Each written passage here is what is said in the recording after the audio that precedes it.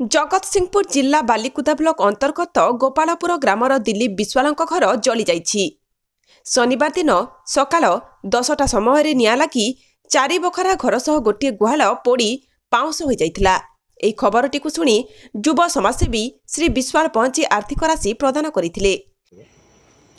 ओना दिलीप विश्वाल आज जो आपनकर ये घर पोड़ी जाइछि, घर केमिति अग्निकांड होइतला, कौन कौन सब क्षति होइछि, सरकारी साहाय्य आपनको मिलनै कि नै, कौन होइछि आपनकर? सरकारी साहाय्य तो खाली आसतिले सब आरआई माने देखछन्ते। आज संडे किछि काली ସେମାନେ କେतेବେଳେ ଆସିଥିଲେ? काली आसिले 12टा दिन।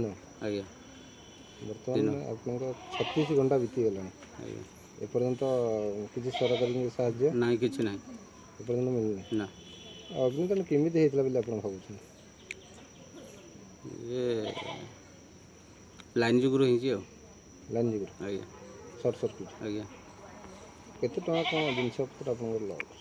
से तो कहि होबनी, सब जिंस तो हमरा ता भितरे सब चलिबा बासगुरु सब कौन वर्तमान आपन रखुचंती मुद्दा कौन रखुचंती, कौन अभियोग अछि, सरकार को साहाय्य किपरि पाइबे, किंतु कौन करि?